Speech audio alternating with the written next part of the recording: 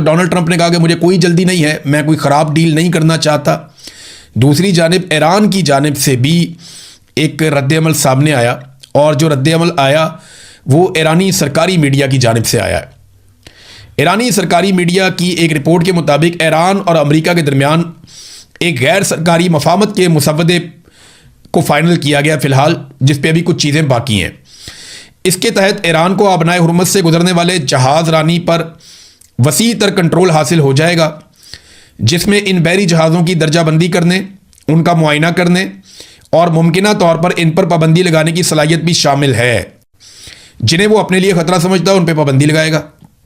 Report के मुताबिक इस मुसव्वदे में अमेरिका की जानिब से ये अहद भी शामिल है कि वो 60 दिनों के अंदर ईरान के मुंजमद किए गए 12 अरब डॉलर के असासों को रिलीज़ करवाने में मदद करेगा।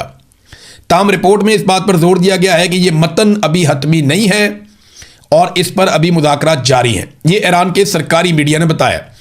जबकि डोनाल्ड ट्रंप ने एक और बात की है कि आबनाए हुर्मुज़ के हवाले से एक इंटरव्यू में उन्होंने कहा जी उस पर मेरी ज़्यादा तवज्जो नहीं है, मेरी ज़्यादा तवज्जो ईरान की एटमी सलाहियत के हवाले से है। और वहाँ पे ईरान ने बड़ा क्लियरली बता दिया है कि ठीक है, हम उसकी निगरानी के लिए तैयार हैं और हम ये गारंटी देने के लिए तैयार हैं कि हम एटमी धमाका करने नहीं जा रहे। तो ये तो ईरान पहले भी कह रहा था। डोनाल्ड ट्रंप को कोई सही फेस सेविंग नहीं मिल रही और इसी वजह से ये मामला ताखीर का शिकार हो रहा है। एक और अपडेट ये है कि डोनाल्ड ट्रंप का एक वजीर जो है वो भारत में खड़ा होकर भारत के लिए बोलता है और दूसरा वजीर जो है वो पाकिस्तानी फील्ड मार्शल और वजीर आजम की तारीफ करता है।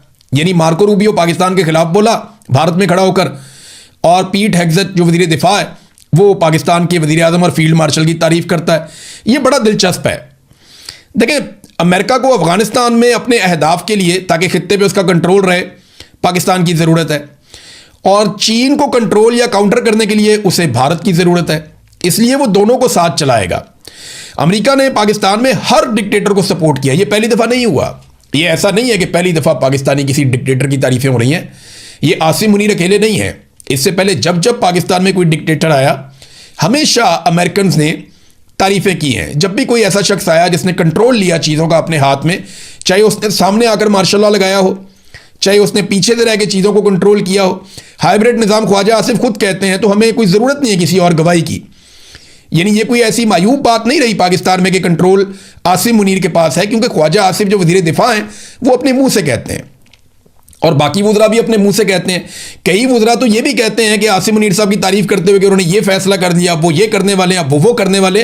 तो ये सारी चीज़ें एक सियासी आदमी करता है। अब वो क्योंकि एक सियासी एंटिटी है तो उन्हें सियासी मामलात में तनकीद का सामना भी करना पड़ेगा। बहरहाल ये पहले आदमी नहीं है जिसकी अमेरिका तारीफ कर रहा है। अमेरिका ने हमेशा डिक्टेटरों को तारीफ की, उनसे काम निकलवाया और फिर टिश्यू पेपर की तरफ फेंक दिया। नुकसान किसका हुआ? हर मर्तबा पाकिस्तान का हुआ। खबरें और भी है मेरे पास, लेकिन वक्त खत्म हो गया। अब तक के लिए इतने। अपना ख्याल रखिएगा, अपने इस चैनल का भी। अल्लाह हाफिज।